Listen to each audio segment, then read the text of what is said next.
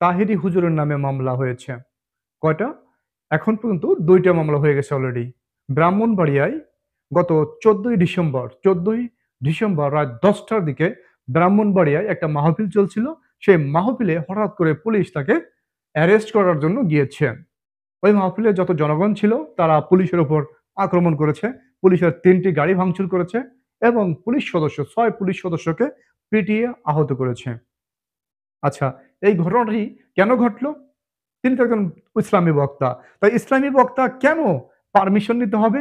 যখন শেখ হাসিনা সরকার ছিল, ক্ষমতায় ছিল, তখন তো ইসলামী বক্তাদের পারমিশন নিতে হইতো। তখন তো আমরা শুনেছিলাম যে মানে নীতিবানদের বা যারা মানে নীতিবাক্য বলে, সুশীলদের, সুশীলদের অনেক কথা আমরা শুনেছি যে ইসলামী বক্তা কেন পারমিশন নিতে হবে?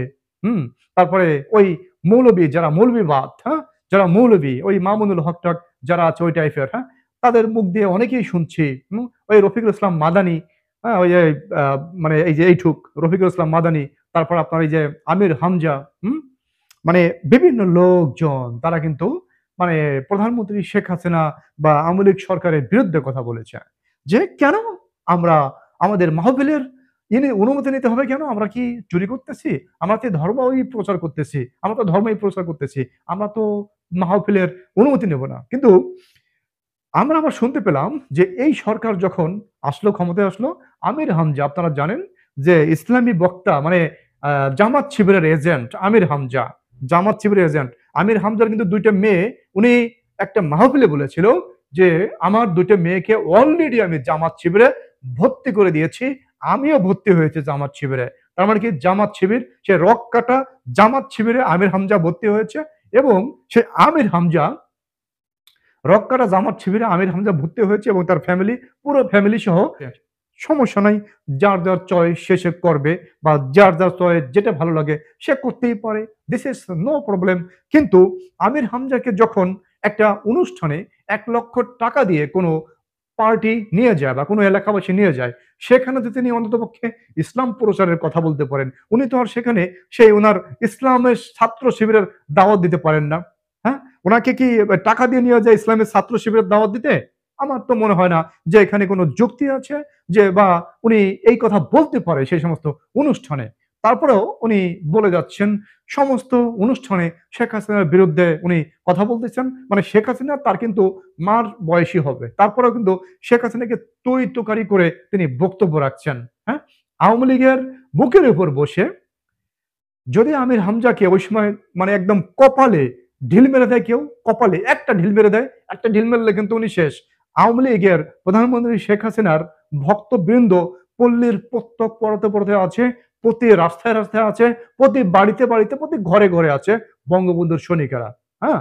এটা মানে বলার অপেক্ষায় থাকে না। বাংলাদেশের মানুষ হয়তোবা আওয়ামী লীগ যারা করে তারা এখন হয়তোবা একটু বিপদে আছে।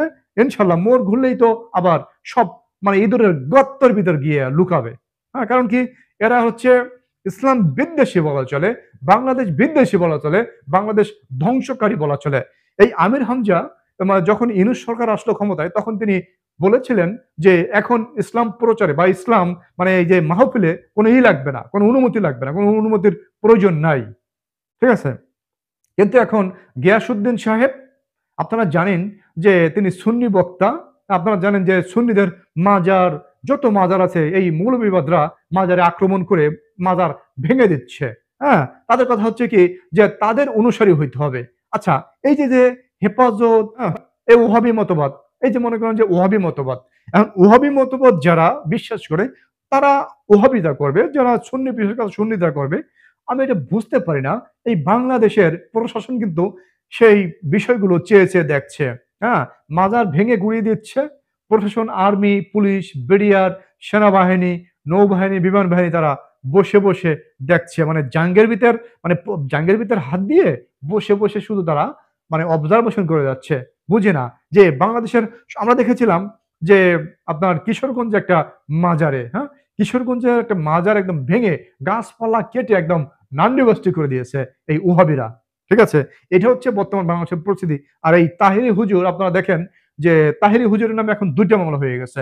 গত শুক্রবারে তিনি আখাউড়া একটা জায়গায় মাহফিলে গিয়েছিলেন।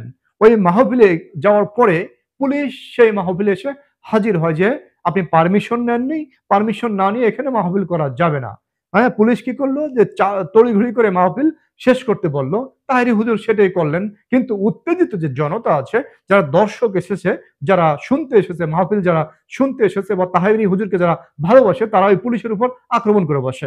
এখন ওই পুলিশের উপর ওই মাহফিলের ভক্তরা বা মাহফিল যারা শুনতে এসে তারা আক্রমণ করে বসেছে। কিন্তু এখানে মামলা হয়েছে তাহেরি হুজুরের নামে, যে মানে পুলিশের গায়ে হাত দেয়া বা পুলিশকে মারপিট করার দায়ে তাহেরি হুজুরকে ১ নম্বর আসামি করেছে। গত ১৪ ডিসেম্বর ব্রাহ্মণবাড়িয়ার বিজয়নগর উপজেলার চর ইসলামপুর এলাকায় তাহেরি হুজুরের একটা মাহফিল ছিল। এই মাহফিলে নাকি অনুমতি নেওয়া হয়নি, থানার থেকে নাকি অনুমতি নেওয়া হয়নি। এখন এই তাহেরি হুজুর থানার থেকে অনুমতি নিয়ে মাহফিল করতে হবে। এখানে পুলিশ গেছেন তাকে অ্যারেস্ট করার জন্য।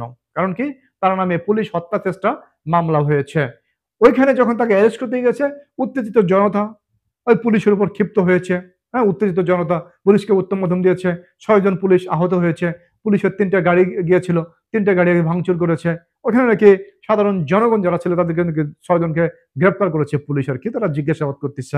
এখন যে বিষয়টি বোঝা যাচ্ছে বা অনলাইন রিসার্চ করে যেটা পাওয়া গেছে যে এই ইউনূস সরকারের বিরুদ্ধে, মানে সুদখোর ইউনূস সরকারের বিরুদ্ধে তাহেরি হুজুর সহ সুন্নি ভক্ত কিছু আলেমরা যে দেখেছেন এই ডক্টর ইউনূস আমাদের মহানবী হযরত মুহাম্মদ সাল্লাল্লাহু আলাইহি ওয়াসাল্লামকে নিয়ে এবং বিবি খাদিজাকে নিয়ে মানে একটা বক্তব্য, হাস্যরস বক্তব্য তিনি দিয়েছেন। মানে উপহাস করেছেন বা তিনি তামাশা করেছেন। এই বক্তব্যের তীব্র নিন্দা এবং প্রতিবাদ জানিয়েছে বাংলাদেশের এই সুন্নি বক্তারাই কিন্তু তীব্র নিন্দা এবং প্রতিবাদ জানিয়েছে। আপনারা দেখেন যে বাংলাদেশের বর্তমান উপদেষ্টা ডক্টর ইউনূস মহানবী হযরত মুহাম্মদ সাল্লাল্লাহু আলাইহি ওয়াসাল্লাম এবং বিবি খাদিজাকে নিয়ে কি বক্তব্য দিয়েছিলেন। The Prophet of Islam, he married a businesswoman.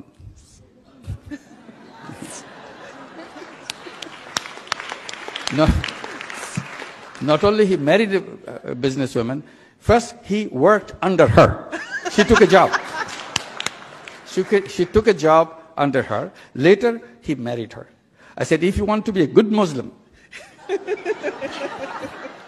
you have to follow the footsteps of the great Prophet. And you have to marry a businesswoman. And if you can't find one, come to us. We have plenty of them.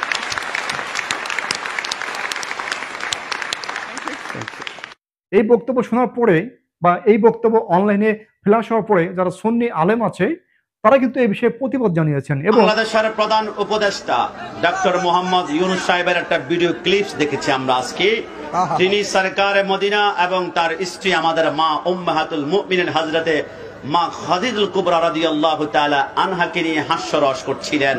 তিনি জানা উচিত যে my prophet my soul, my prophet my heart, my prophet my love, an-nabiyyu awla bil mu'minina min anfusihim। আমি আমার নবীর জন্য আমার মাকে ছাড়তে পারি। ফিদাকা আবি ওয়া উম্মি ওয়া রূহি ওয়া জাসাদি, সব ছাড়তে পারি। আমি কাশিমি আল্লামা তাহেরি যখন দাঁড়িয়ে ওনার বিরুদ্ধে হয়তো বা প্রতিবাদ করব, ওনাকে নিয়ে আমাদের কোনো কঠিন জ্বালাতন নাই, কিন্তু বক্তব্য যখন রাসূলের বিরুদ্ধে যায় তখন প্রতিবাদ করব। ডক্টর ইউনূসকে ক্ষমা চাওয়ার জন্য অনুরোধ জানিয়েছেন। কারণ কি যে বিশ্বের মুসলমানদের হৃদয়ের স্পন্দন মহানবী হযরত মুহাম্মদ সাল্লাল্লাহু আলাইহি ওয়াসাল্লামকে নিয়ে এইভাবে তিনি ধারণা কিভাবে বিজনেস ধারণা বা বিজনেসের মধ্যে হযরত মুহাম্মদ সাল্লাল্লাহু আলাইহি ওয়াসাল্লামকে নিয়ে এসে তিনি কি বোঝাতে চাচ্ছেন বা মুসলমানদের দিকে কি বার্তা দিতে চাচ্ছেন। ইউনূস যে সুদখোর, তিনি যে সুদের কারিগর, নট অনলি সুদখোর, তিনি যে সুদের মেকানিজম, হ্যাঁ মানে সুদের যে মেকানিজম তৈরি করার কারিগর হচ্ছে বা সুদের কারখানা। ইউনূসকে বলা হয় সুদের কারখানা। তারা কিন্তু এটাই বলে যাচ্ছেন যে যারা সুন্নি আলেম আছে তারা কিন্তু এটাই এভাবে বলে যাচ্ছেন সুদ কিন্তু হারাম, মানে সুদকে তারা হারামই বলতেছেন। বাংলাদেশে তো আমরা অনেকে দেখেছি সুবিধাবাদী বক্তা, হ্যাঁ ওই যে ইসলামী ছাত্র শিবিরের সে আমির হামজা, তারপরে ওই মামুনুল হক 501 নম্বর রুমের স্রষ্টা মামুনুল হক সহ মানে তাদের যে অনুসারী আছে, ওই যে এইটুক একটা ওই যে রফিকুল ইসলাম মাদানি এইটুক একটা আছে, ওই অনেকেই তো আছে এইভাবে, ঠিক আছে, যে সুবিধাবাদী বক্তা। এখন তাদের কাছে সুদ একটা হালাল ব্যবসায় পরিণত হয়েছে। তারা ডাইরেক্ট বলতেছে সুদ সবাই খায়, এটা নর্মাল বিষয়। মানে হুজুররা, মানে সুবিধাবাদী বক্তা, মানে সুবিধাবাদী হুজুররা মানে তাদের সুবিধার জন্য ইসলামকে বিভিন্নভাবে মানে ইসলাম নিয়ে বিভিন্নভাবে তারা চিন্তা ভাবনা করে মানে তাদের সুবিধা মতো তারা ফতোয়া দেয়। ওহাবিরা বা সেই মৌলবিবাদরা যারা মৌলবিবাদ বা মৌলবাদ তারা কিন্তু সেই সুদের পক্ষেই এখন সাফাই গাচ্ছে বা সুদখোরের হাত ধরে তারা হ্যান্ডশেক করে যাচ্ছে প্রতিনিয়ত। তাহিরি হুজুর ওয়াজ করলে পারমিশন নিতে হবে, থানা থেকে পারমিশন নিতে হবে। তাহলে এই যে বৈষম্য করলো, বৈষম্য করে মুখে ফেনা তুলে দিল, তাহলে সেই শেখ হাসিনা সরকারের কি দোষ ছিল? তো যে যারা সুন্নি আলেম বা সুন্নি ভক্ত তাদের বিরুদ্ধে কিন্তু এই ইউনূস সরকার লেগে গেছে। কারণ কি, সেই ওহাবি বা সেই মৌলবিবাদ, সেই মৌলবিবাদরা যারা আছে তারা কিন্তু সবাই ইউনূস সরকারের পৃষ্ঠপোষক। এখন তারা যেটা বলবে ইউনূস সরকারকে, ইউনূস সরকার কিন্তু সেটাই করবে। এই কারণেই ওহাবি এবং সেই মৌলবিবাদের ইন্ধনে এই তাহিরি হুজুর মানে সুন্নি আলেমদের প্রতি বাংলাদেশ সরকার একটু কঠোর হয়েছে। মানে বাংলাদেশ সরকারের বিধিনিষেধ আছে যে এখানে আপনি যদি মাহফিল করেন তাহলে অনুমতি নিতে হবে। কারণ কি, যে এই সুন্নি আলেমরা সুদের বিরুদ্ধে কথা বলে, এই সুন্নি আলেমরা ইউনূস সরকারের বিরুদ্ধে কথা বলে, মানে যেটা সুদ, সুদখোরের বিরুদ্ধে কথা বলে। এটা বলা যাবে না এখন বাংলাদেশে। কারণ কি, সুদ এখন বাংলাদেশে জায়েজ হয়ে গেছে। ওই সেই ইউনূসের 3-0 ফর্মুলা যখন বাংলাদেশে প্রচার হবে বা সারা বিশ্বে প্রচার হবে, বাংলাদেশেও প্রচার হবে, তারপরে ওই যে যারা মৌলবী আছে, মৌলবিবাদ যারা আছে বা যারা ওহাবি আছে তারা হয়তো বা সেগুলো নিয়েও মানে বয়ান দিবে যে সুদ খাওয়া এখন জায়েজ আছে। কারণ কি, প্রতিটা ব্যাংকেই তো আপনি যখন ব্যাংকে টাকা রাখেন তখন তো সুদ খান বা তখন তো ব্যাংকে সুদ দেয়, তখন তো আর আপনার কিছু হয় না। তখন এই ইউনূস সরকার খালি কি সমস্যা? কিছুদিন পরে বাংলাদেশে এই ফতোয়া দেবে কিন্তু এই হুজুররা, এই যে সুবিধাবাদী হুজুররা, এই ফতোয়া কিন্তু কিছুদিন পরে বাংলাদেশে তারা দেবে।